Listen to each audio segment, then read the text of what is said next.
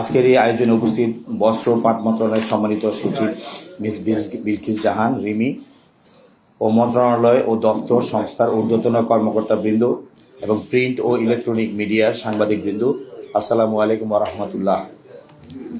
শুরুতে আমি গভীর শ্রদ্ধার সাথে স্মরণ করছি মহান মুক্তিযুদ্ধের সকল শহীদদের এবং সম্ভ্রম হারানো মা বোনদের, যাদের ত্যাগ তিতিক্ষায় আমরা স্বাধীনতা পেয়েছি। এই সাথে বিনম্র শ্রদ্ধায় স্মরণ করতে চাই ২৪-এর ছাত্র জনতা গণঅভ্যুত্থান শহীদ আহত সহ ১৭ বছরের স্বৈরাচার বিরোধী আন্দোলনে সকল শহীদদের। বস্ত্র পাট মন্ত্রণালয়ের উদ্যোগে পাট শিল্প গড়ে তুলুন, কর্মসংস্থান সৃষ্টি করুন, এই প্রতিপাদ্যে আগামীকাল ৬ মার্চ জাতীয় পাট দিবস উদযাপন করা হচ্ছে। দেশবাসীকে জানায় জাতীয় পাট দিবস ২০২৬-এর শুভেচ্ছা। পাট শিল্পের সাথে আমাদের বাংলাদেশের ইতিহাস, সংস্কৃতি, অর্থনীতি ও গৌরব মিশে আছে।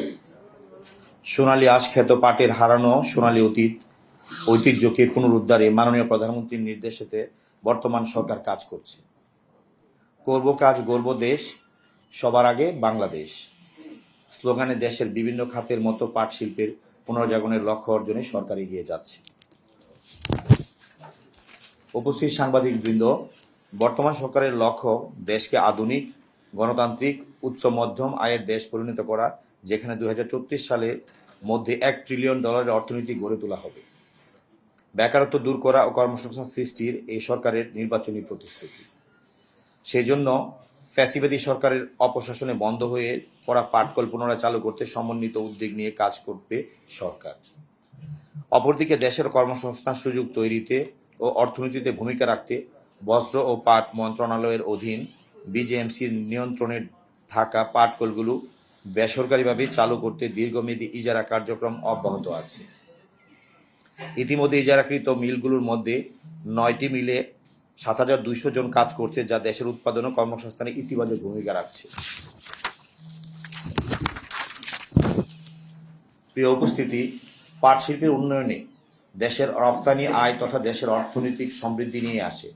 উল্লেখ্য, রপ্তানি ব্যুরো উন্নয়ন ব্যুরোর তথ্য সূত্রে ২০২৫-২৬ অর্থ বছরের জুলাই থেকে ডিসেম্বর মাস পর্যন্ত পাট ও পাটজাত পণ্যের রফতানি আয় $৪১৮.৬৯ মিলিয়ন মার্কিন ডলার, যা গত অর্থ বছরে একই সময়ের চেয়ে বেশি। এটা দেশের অর্থনীতির জন্য ইতিবাচক।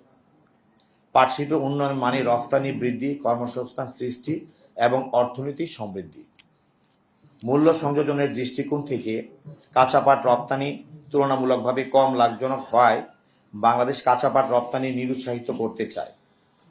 ২০২৪-২৫ অর্থ বছরে দেশে মোট পাট উৎপাদনের পরিমাণ ছিল প্রায় ১৩.৮০ লক্ষ মেট্রিক টন।